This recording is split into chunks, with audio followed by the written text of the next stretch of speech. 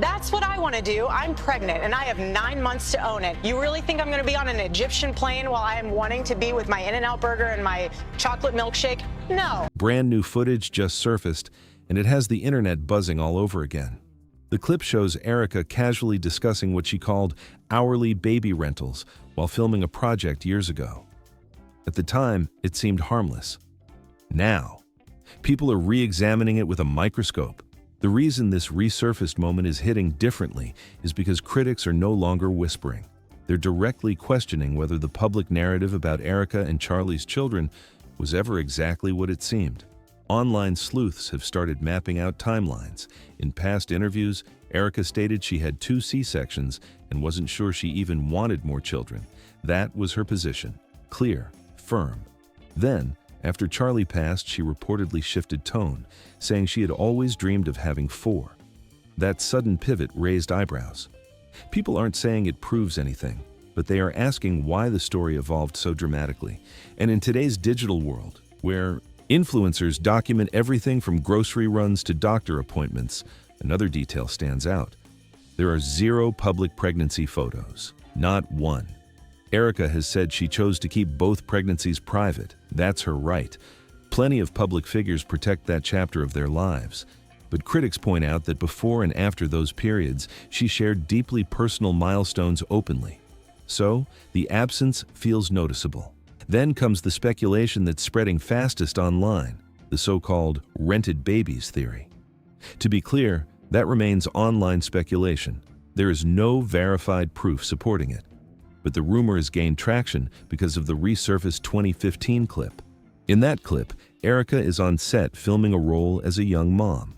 The caption reads, "The perk of playing a young mom, hourly baby rentals." At face value, that could mean absolutely nothing. Actors regularly work with babies on film sets. Productions often hire infants for scenes and performers rotate through, holding them for limited periods. It could have been a lighthearted behind-the-scenes joke, but context changes perception. Now, with heightened scrutiny around her timeline and shifting statements, critics are revisiting that caption and asking whether it was just humor or something that lands differently in hindsight. If any part of the online theory were true, again, purely speculation at this stage, it would raise complicated questions, not just about Erica, but about what Charlie knew. You guys aren't done, are you?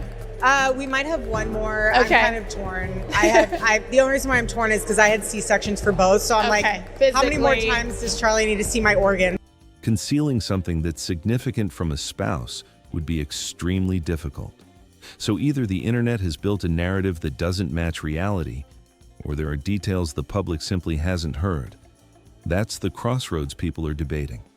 Supporters argue that privacy is not proof of deception. Critics counter that inconsistencies deserve clarification, and hovering over all of it is that resurfaced clip, casual, short, but now amplified by everything that followed. The timing is what fuels the conversation. The shift in her statements, the absence of documentation in an era obsessed with documentation. The old caption about baby rentals suddenly back in circulation.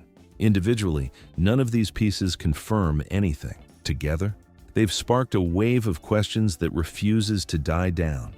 And with the internet connecting dots faster than ever, this resurfaced footage isn't being treated like a throwaway moment anymore. It's being treated like a clue. Now, the conversation has shifted to one specific line: hourly baby rentals. Was it just a harmless on-set joke about working with infants during filming? Or does it connect, even loosely, to rumors that started circulating years later? That's the question driving the latest wave of debate. Speculation really picked up when viewers noticed something simple but significant. There are no clear public pregnancy photos of Erica. Not one. Widely shared image showing a visible pregnancy bump.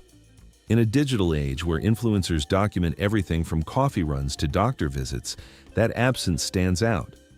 Again, absence alone proves nothing, but online audiences tend to treat silence like a puzzle piece. There is one short clip circulating that supposedly shows Erica during an ultrasound appointment, but even that clip has triggered discussion. Viewers claim the sonogram screen displays the name Erica Fran Vey instead of Erica Kirk. That detail alone sparked threads of debate. Some critics also point out that medical sonograms often display the patient's date of birth beneath the name. In the circulating clip, that detail isn't clearly visible, at least not in the version being shared online. Now, it's important to slow this down. Medical formatting can vary by clinic, by country, even by equipment brand. Screens can be cropped in reposted videos. Names can appear differently depending on registration records. There are multiple reasonable explanations. But online detectives aren't looking at that detail in isolation. They're stacking it alongside everything else they question: the timeline shifts, the absence of pregnancy photos, the resurfaced "baby rentals" caption. Individually, each point might mean very little. Together, to critics, they create a pattern worth examining. Erica's explanation for the missing pregnancy photos is straightforward. She says she stayed out of the public eye during both pregnancies for privacy reasons. That's her position. Supporters argue that pregnancy is deeply personal and no one owes the public documentation. Critics respond with a different angle. If the goal was total privacy, why later share selective moments, like hospital room images, newborn photos, or references to pregnancy tests? Online voices are framing it this way: you can choose privacy or you can curate visibility, but claiming complete privacy while sharing carefully chosen milestones feels inconsistent to them.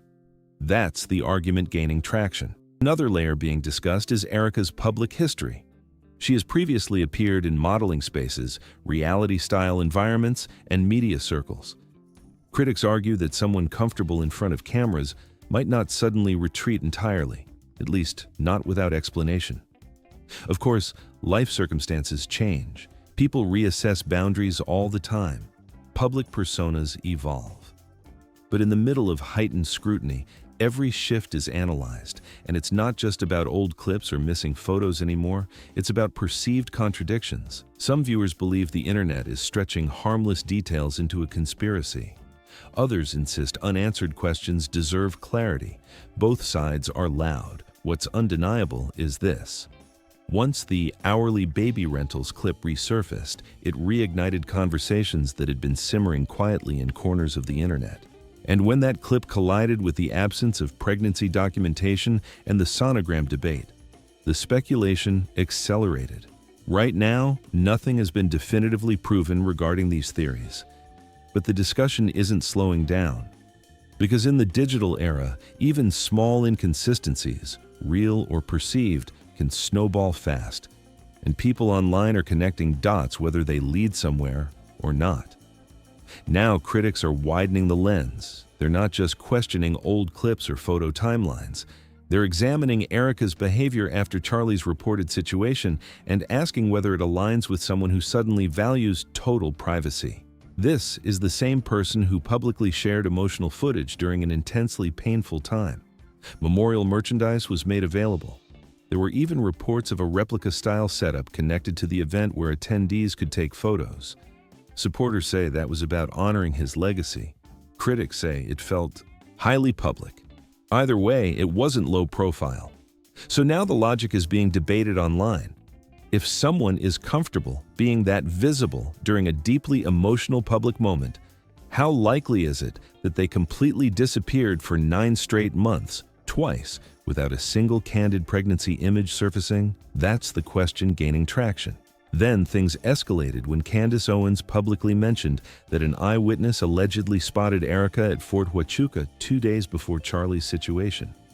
That claim pushed speculation in a new direction, tying timelines to physical locations. Shortly after, a spokesperson named Andrew Colt released a photo dated September 8th, claiming it proved Erica was home with her children. The image was presented as clarification, a way to shut down rumors quickly. But instead of cooling the conversation, it reignited it. Online critics zoomed in on every detail. The biggest focus? The little boy in the photo. Many viewers claimed he appeared closer to 3 or 4 years old, not under 2.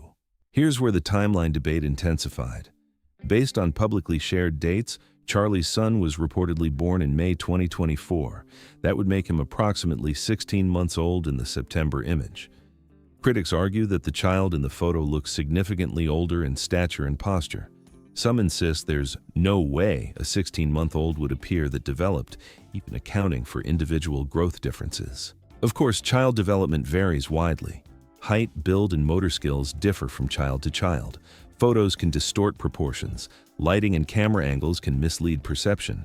But once people began comparing images side by side, the debate snowballed. Then viewers started dissecting interviews. They noticed that Erica frequently speaks warmly and in detail about her daughter, sharing stories, anecdotes, and personality traits. But references to her son are noticeably less frequent. In public conversations, his name reportedly comes up far less often. Supporters say that means absolutely nothing. Every parent shares differently. Some protect certain children's privacy more than others. There could be countless personal reasons. Critics, however, argue that the difference in tone feels noticeable.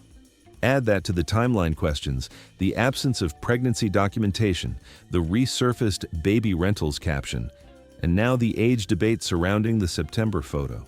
And online forums are stacking these elements together into one growing narrative. There's also Erica's previous statement while Charlie was alive. She reportedly said she had C-sections for both children and that those surgeries made her uncertain about having more. That earlier hesitation is now being contrasted with later statements suggesting she always dreamed of having 4. To some, that shift reflects a natural change of heart after loss. To others, it's another inconsistency in a story they believe keeps evolving. Right now, none of these pieces alone confirm wrongdoing, but collectively, they've created a storm of questions. And as more clips resurface and more timelines are compared, the debate isn't calming down, it's accelerating. C-sections are serious medical procedures. They involve major abdominal surgery, extended recovery time, and real physical strain. That part isn't up for debate. What caught attention online wasn't the surgery itself. It was how Erica reportedly framed her hesitation about having more children. In past comments, she mentioned worrying about Charlie seeing her organs during the procedure. That specific concern is what critics have latched onto. They argue that most women discussing C-sections tend to focus on healing, pain management, complications, or recovery, not on whether their spouse might glimpse something during surgery. Supporters push back hard on that point, and they say everyone processes medical experiences differently. What feels like a strange concern to one person might feel deeply personal to another. There's no universal script for how someone should talk about childbirth. Still, once that clip began circulating again, critics replayed it over and over. And here's where the timeline debate deepens. Fast forward to now, and Erica has publicly stated that she and Charlie always wanted 4 children. That earlier hesitation, the uncertainty about expanding the family after 2 C-sections, seems to have faded from the narrative entirely. Online voices are highlighting the contrast. Before, the messaging suggested caution and doubt. Now, the framing suggests a long-standing shared dream of a big household. Supporters say it's simple. People change their minds. Loss can reshape perspective. Grief can intensify desires that once felt uncertain. Critics, however, claim the storyline feels revised. That perceived revision is fueling more discussion about how Erica has presented herself since Charlie passed. She frequently speaks about motherhood being her highest calling. She encourages young women not to delay having children. She emphasizes family-first values with intensity. None of that is inherently controversial. But critics are asking an emotional question. If motherhood is truly the central focus of her life, shouldn't that mean stepping fully away from the spotlight, especially after her children experienced the trauma of losing their father? Supporters counter that argument quickly. They point out that being a parent doesn't require total withdrawal from public life. Many widowed parents continue working, speaking, or advocating while raising children. Grief and responsibility don't always look quiet. Still, critics argue there's a disconnect between the messaging and the optics. They say promoting traditional family values while remaining highly visible in media spaces creates tension in the narrative. And that tension is what keeps the debate alive. It's not just about one comment regarding surgery. It's not just about whether someone once hesitated about having more children. It's about the broader pattern critics believe they see. Shifting explanations, evolving timelines, and carefully curated messaging. Supporters insist the internet is overanalyzing normal human complexity. Critics insist inconsistencies deserve clarity. Once people begin stacking quotes, dates, and past interviews side by side, the questions don't fade, they multiply. And right now, that multiplication effect is exactly what's driving this conversation forward. Because whether it's about C-sections, shifting family goals, or public presentation after loss, viewers keep circling back to the same theme. The story appears to change depending on the moment. That perception, fair or not, is what keeps the spotlight locked in place. Another point critics keep circling back to is visibility. Erika is rarely seen publicly with her children. Supporters say that proves absolutely nothing. Many parents choose not to post their kids online. Privacy is valid, protection is valid. But critics are framing the question differently. They're asking something practical. How much time can she realistically be spending at home if she's constantly traveling, doing interviews, speaking at national events, and appearing in photo ops across the country? Right after Charlie passed, Erika was named CEO of Turning Point. There was no long public pause, no extended period away from the spotlight. It was a swift transition into leadership. Since then, she has embraced that role fully. Conferences, strategy meetings, panels, keynote speeches, high visibility, high energy, non-stop movement. At the same time, she frequently tells young women to step back from career ambition and focus primarily on family life. That's where critics say the contradiction sharpens. They point out that before she met Charlie, Erika had already launched businesses and pursued higher education. She didn't marry or have children until her 30s. Now, she speaks strongly about prioritizing marriage and motherhood early. Supporters argue that growth changes perspective. Life experience reshapes values. It's possible to evolve and then advocate for what you believe is better in hindsight. Critics respond that the messaging feels selective, that the version promoted on stage doesn't fully align with the path she herself walked. On one side, there's the public message: faith, family, sacrifice, stepping away from personal ambition. On the other side, critics see continued expansion of influence, increased authority, and a larger platform than ever before. They aren't necessarily saying leadership is wrong, they're questioning consistency. The deeper people dig into old interviews and archived clips, the more polarized the conversation becomes. Some believe Erika represents resilience, stepping into responsibility after tragedy and carrying on with strength. Others believe the timeline of her life and the messaging she promotes don't line up cleanly. And then comes the biggest theory floating online. Was the entire narrative, the marriage, the image, the messaging, carefully constructed from the beginning? That's a heavy claim. It remains speculation. There's no verified evidence proving such a theory. But the fact that it's even being discussed shows how divided public opinion has become. Supporters say the internet is manufacturing contradictions where none exist. Critics say patterns don't appear out of thin air. What makes this debate so intense is that it blends personal tragedy, political influence, and public messaging all into one story. Every interview clip gets replayed, every timeline gets mapped, every public appearance gets scrutinized. And here's what's undeniable. The more visible Erika becomes in leadership, the louder the questions grow. Is this simply a woman balancing grief, motherhood, and responsibility in her own way? Or are there inconsistencies that deserve clearer answers? Right now, both narratives are competing in real time. One thing is certain, this story isn't fading quietly. The spotlight hasn't dimmed. If anything, it's getting brighter. So now the question shifts to the audience. Is this all coincidence and overanalysis? Or do you think there's more happening behind the scenes than meets the eye? The conversation isn't ending anytime soon, and neither is the scrutiny.